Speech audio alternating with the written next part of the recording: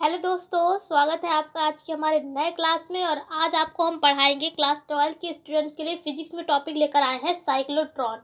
ये important topic है काफ़ी, क्योंकि ये हो सकता है शायद 2017 या 2018 में ये आया था 5 नंबर, यानी कि 5 नंबर की जुगाड़ है। चलिए बताते हैं साइक्लोट्रॉन के बारे में आपको।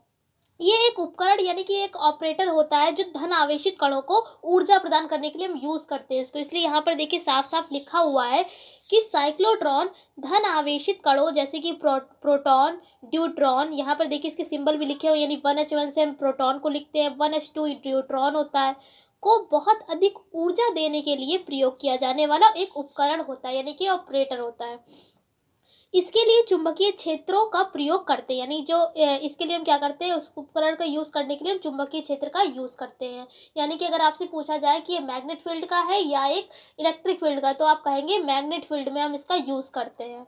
ठीक है, तो और फिर उसके बाद देखिए इसका सिद्धांत बहुत ज़्यादा आसान है। सबसे पहले आपको एक चित्र समझा देते हैं, तब आप इसका सिद्धांत बहुत आसान तरीके से लिख लेंगे और साथ में आप इसकी क्रियाविधि भी अच्छे से समझ जाएंगे, यानी कि ये काम कैसे करता है। जैसे कि अगर आप ध्यान से देखें तो ये देखिए, ये इस तरीके से दो डी बने हुए हैं। एक देखिए डी ये है और एक डी ये है, यानी कि दो डी बने हुए हैं। ठीक है, इनके बीच में एक सोर्स रखा हुआ है, यानी कि एक स्रोत है, यानी इसलिए हमने इसे एस से लिख दिया है।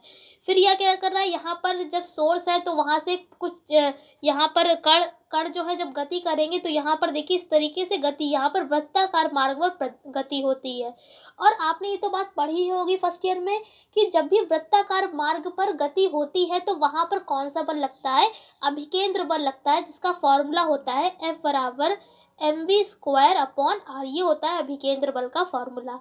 ठीक है, तो यहाँ से आपको एक चीज़ पता चल गई कि यहाँ पर वृत्ताकार मार्ग पर गति हो रही है कणों की, इसलिए यहाँ पर कौन सा बल लगेगा, अभिकेंद्र बल लगेगा। फिर यहाँ पर देखिए इस तरीके से गति करते रहेंगे, गति ये करते रहेंगे, और ये गति करते करते जैसे क्या होगा, यहाँ पर एक विवर्तक प्लेट लगी होती है। क्या होती है, विवर्तक प्लेट होती है, जहाँ से ये स्रोत गति करते रहते हैं, यानी कि जो स्रोत के कण हैं वो गति करते रहते हैं और यहाँ से टकराकर अपने टारगेट यानी कि लक्ष्य पर पहुँच जाते हैं। कुल मिलाकर कहने का मतलब ये है, ये गति जो सोर्स से जो कण निकलते हैं वो तब तक गति करते रहते हैं जब तक कि ये टारगेट तक पहुंच ना जाए। और टारगेट पर कब पहुंचेंगे, जब ये विवर्तक प्लेट पर आएगा और इससे टकराकर हमारे लक्ष्य की ओर पहुंच जाएगा। ये तो इसकी क्रियाविधि हो गई। और अगर हम इसके सिद्धांत की बात करें तो यहाँ पर देखिए एक यहाँ पर लगा हुआ है, ये इस तरीके से जो इस डी को और इस डी को यहाँ पर इस तरीके से मिलाया गया और यहाँ पर इस तरीके से ये चिन्ह बना हुआ है। इसका मतलब है ये होती है अल्टरनेटिव करंट। अल्टरनेटिव करंट को हिंदी में बोलते हैं हम प्रत्यावर्ती धारा, यानी कि जो आपके घरों में यूज़ का जो धारा आती है, जो करंट आता है, उसको हम बोलते हैं प्रत्यावर्ती धारा। ठीक है, यानी कि विद्युत क्षेत्र ये यहाँ पर विद्युत क्षेत्र भी है। फिर उसके बाद अगर हम ऊपर की ओर देखें तो यहाँ पर चुंबकीय क्षेत्र भी कार्य कर रहा है। ये देखिए इस तरीके से है और बी लिखा हुआ है। बी का मतलब है यहाँ पर चुंबकीय क्षेत्र भी यहाँ पर कार्य कर रहा है। तो सिद्धांत में क्या होगा कि जो चुंबकीय क्षेत्र है और जो विद्युत क्षेत्र है वो एक दूसरे के क्या होते हैं, लंबवत होते हैं। यही हमारा इसका सिद्धांत हो जाएगा कि यहाँ पर देखिए सिद्धांत में साफ साफ ये बात लिखी गई है कि किसी आवेशित कण को विद्युत क्षेत्र में रख कर गुजार कर बहुत अधिक ऊर्जा तक त्वरित का मतलब आप त्वरित लिख लीजिए, ये चलाया जाता है। इस समय चुंबकीय क्षेत्र को विद्युत क्षेत्र के लंबवत रखा जाता है। जब हम लंबवत रखेंगे तब ये इनके जो कण होंगे वो वृत्तीय पथ पर गति करने लगते हैं। यही इसका साइक्लोट्रॉन का सिद्धांत है। तो अगर आपसे कोई पूछे साइक्लोट्रॉन का सिद्धांत क्या है, तो आप यही कहेंगे कि जो कोई भी आवेशित कण होगा, आवेशित कण का मतलब है कोई भी जिस पर आवेश होगा, ऐसा आप कण लेंगे। और ये भी आपको ध्यान रखना है कि वो धन आवेश होना चाहिए, क्योंकि यहाँ पर केवल ये उपकरण वही है ये केवल धन आवेशित कणों को ही ऊर्जा देता है। ठीक है, धन आवेशित कण जैसे कि हम आपको ऊपर बता चुके हैं, प्रोटॉन, न्यूट्रॉन। इलेक्ट्रॉन नहीं होगा क्योंकि इलेक्ट्रॉन ऋण आवेशित होता है, और न्यूट्रॉन की बात करें तो वो तो उदासीन होता है, उस पर कोई आवेश नहीं होता है। उम्मीद करते कि आपको समझ में आ रहा होगा। तो देखिए अगर सिद्धांत की बात करें तो आप नॉर्मली लैंग्वेज में यही कहेंगे कि कोई भी आवेशित कण है उसको जब हम विद्युत क्षेत्र में गुजार कर जब हम उसको बहुत ज़्यादा ऊर्जा से चलाएंगे तब क्या होगा, उसका वहाँ पर जो चुंबकीय क्षेत्र है वो विद्युत क्षेत्र के वहाँ पर उस क्षेत्र को लंबवत रखेंगे और इसके कारण जो कण हैं वो वृत्तीय पथ पर गति करने लगते हैं। यानी कुल मिलाकर जो विद्युत क्षेत्र है जो चुंबकीय क्षेत्र है वो विद्युत क्षेत्र के लंबवत रखा जाता है। यही यहाँ पर मेन पॉइंट है सिद्धांत का। ठीक है, ये तो हो गया सिद्धांत। फिर उसके बाद अगर बात करें क्रियाविधि की, तो क्रियाविधि में देखिए हमने आपको बता दिया है क्या क्या इस तरीके से, जैसे कि यहाँ कर अगर ये जैसे सोर्स रखा है इस दोनों डी के बीच में, ठीक है, ये दोनों डी के बीच में एक सोर्स रखी है, यहाँ से ये चलेगा कण, ठीक है, यहाँ पर चला। अब जैसे कि यहाँ पर एक ये वाला डी दूसरा है, ये डी दूसरा, यानी कि ये वाला डी यहाँ पर नाम दे दिया है D1, इसको नाम दे दिया है D2। ओके, तो यहाँ पर जब ये आएगा तो यहाँ से टकरा कर इसकी ऊर्जा भी यहाँ पर थोड़ी सी बढ़, जब ये दूसरी की ओर आएगा क्योंकि दूसरा डी है तो दूसरी ओर आएगा तो इसकी ऊर्जा बदल जाएगी। ठीक है, अगर आपको नहीं समझ में आ रहा है चलिए फिर से आपको समझा देते हैं। जैसे कि ये दो डी है, एक का नाम दे दिया हमने D1 और एक को नाम हमने दे दिया है D2। ठीक है, तो यहाँ पर जो बीच में क्या रखा है, सोर्स है, यानी कि स्रोत है कोई। ओके, तो यहाँ से जब ये स्रोत, इससे जब इसका जो स्रोत का कोई भी यहाँ पर कण है आवेशित, वो जब गति करेगा तो यहाँ पर देखिए ये जो इधर वाले से आ रहा है ये कण, और ये देखिए जब दूसरे डी पर पहुँचेगा तो ध्रुवता बदल जाएगी, क्योंकि डी कौन सा है, अगर ये धनावेश है तो ये ऋणावेश की ओर, ऋणावेश डी की ओर गति करने लगेगा। इस प्रकार जब ये इधर आएगा फिर दूसरा यहाँ पर डी है तो फिर से ध्रुवता बदल देगी। इस प्रकार से ये कण जो है वो गति करता रहेगा। कब तक, जब तक ये इसकी परिधि तक नहीं पहुंच जाता। परिधि पर यहाँ पर देखिए विवर्तक प्लेट लगी है, यहाँ से ये टकराएगा और अपने टारगेट पर पहुंच जाएगा। यही हमने क्रियाविधि में लिखा हुआ है। तो देखिए यहाँ पर क्रियाविधि में लिखा है कि डीज का मतलब है दो डी है, यहाँ पर एक D1 है एक D2 है, तो दो डी है, इसलिए यहाँ पर लिख दिया गया है डीज। के बीच में रखे स्रोत से धन आयन निकलते हैं, क्योंकि हम आपको पहले ही बता चुके हैं स्टार्टिंग में कि ये उपकरण केवल धन आवेशित कणों को ही ऊर्जा देता है। तो इसलिए यहाँ पर लिखा है कि यहाँ से कौन से कण निकलते हैं, धन आयन निकलते हैं। क्या निकलते हैं, धन आयन। इन दो डीज के बीच में एक स्रोत जो रखा है वहाँ से क्या निकलते हैं, धन आयन निकलते हैं। फिर आगे देखिए, जिन पर चुंबकीय क्षेत्र के कारण चुंबकीय बल कार्य करता है। अब देखिए क्षेत्र कौन सा यहाँ पर है, चुंबकीय क्षेत्र है, तो बल भी कौन सा कार्य करेगा, चुंबकीय बल कार्य करेगा। अब अभी तो हम कह रहे थे कि यहाँ पर अभिकेंद्र बल कार्य करेगा, और अभिकेंद्र बल तो यहाँ पर देखिए दोनों बल हैं, एक तो चुंबकीय बल भी है और एक अभिकेंद्र बल भी है, वो आपको अभी नीचे पता चलेगा। ओके, फिर यहाँ पर देखिए यह बल आयनों को वृत्तीय पथ पर घुमाना प्रारंभ करता है। यानी कि अगर कोई पूछे कि ये जो इसको स्रोत के जो धन आयन हैं वो जब गति करते हैं वृत्तीय पथ पर, जब गति करते हैं तो कौन सा बल कार्य करता है, तो वहां पे आप कहेंगे कि चुंबकीय बल कार्य करता है, चुंबकीय क्षेत्र होने के कारण। ओके, ये तो बात हो गई। फिर उसके बाद देखिए, तथा धन आयन ऋण आवेश वाले, यहाँ पर लाइन अगर ध्यान से आप पढ़िएगा, तथा धन आयन ऋण आवेश वाले डी की ओर पहुंचने लगता है। इसका मतलब है, कई बार आपको बता चुके हैं, जो प्लस वाला होता है वो हमेशा माइनस वाले की ओर जाता है, और जो माइनस वाला होता है वो हमेशा प्लस वाले की ओर आकर्षित होता है। दोनों ही एक दूसरे, अगर प्लस प्लस है एक जैसे, तो वो एक दूसरे को क्या करेंगे, आकर्षित करेंगे, यानी सॉरी आकर्षित नहीं प्रतिकर्षित करेंगे, यानी कि दूर भागेंगे एक दूसरे से। कुल मिला के जो अपोजिट साइड वाली चीज़ें हैं वो एक दूसरे को क्या करती है, आकर्षित करती हैं, और जो विपरीत, जो आपकी एक जैसी चीज़ें हैं वो एक दूसरे को प्रतिकर्षित करेंगी। कुल मिलाकर जो प्लस वाला है वो हमेशा माइनस वाले को आकर्षित करेगा, और जो माइनस वाला है वो प्लस वाले को आकर्षित करेगा। अगर कोई सेम है तो वो एक दूसरे को क्या करेंगे, प्रतिकर्षित करेंगे। तो यहाँ पर लिखा है कि धन आयन ऋण आवेश वाले डी की ओर जाने लगता है। तो यहाँ पर क्या है, अगर धन आयन है, धन का मतलब क्या है, प्लस है, तो वो किधर जाएगा, माइनस वाले डी की ओर जाएगा। जिस पर आवेश किसा है, ऋण आवेश है, तो उसकी ओर गति करेगा।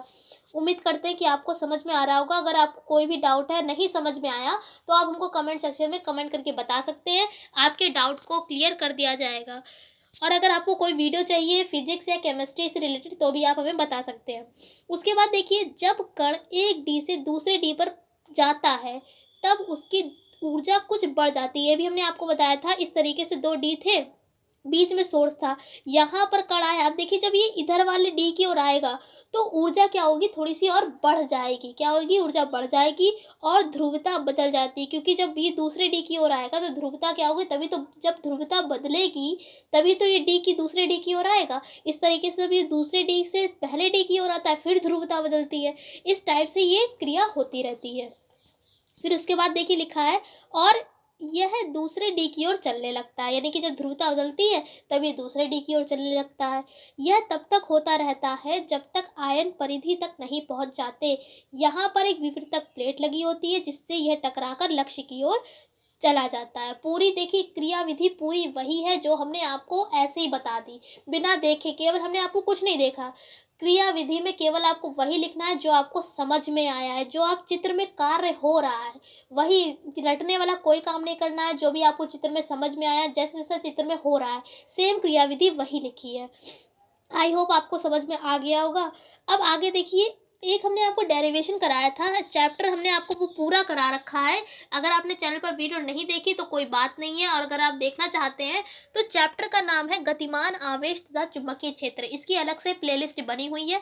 इसमें हमने आपको एक डेरिवेशन कराया था, एक समान चुंबकीय क्षेत्र में आवेशित कण की गति। अब यहाँ से जो डेरिवेशन स्टार्ट होने वाला है यहाँ से, वो सेम वही डेरिवेशन है।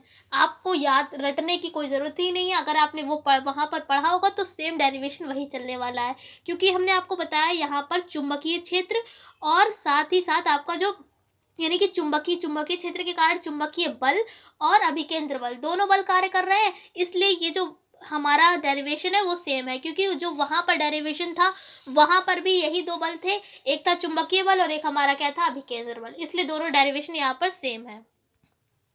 तो देखिए यहाँ पर फिर उसके बाद आप लिखेंगे जब यह आयन वृत्तीय पथ पर गति करता है तब इस पर अभिकेंद्र बल कार्य करने लगता है। ये भी हम आपको बता चुके हैं। जब वृत्तीय पथ पर गति किसी चीज़ की होती है तो वहाँ पर कौन सा बल लगता है, अभिकेंद्र बल लगता है। और फिर उसके बाद हमने फॉर्मूला लिख दिया F बराबर mv²/r, पहली समीकरण बना ली। उसके बाद इस आयन पर लगने वाला चुंबकीय बल भी है, तो चुंबकीय बल क्या होता है, F बराबर QVB। अगर ये भी हम आपको पहले पढ़ा चुके हैं, ये होता है लॉरेंस बल। क्या होता है, लॉरेंस बल, या आप कह सकते हैं इसको चुंबकीय बल। यानी कि दोनों बल लग रहे हैं, दोनों समीकरण आपको बना लेनी है, पहली और दूसरी।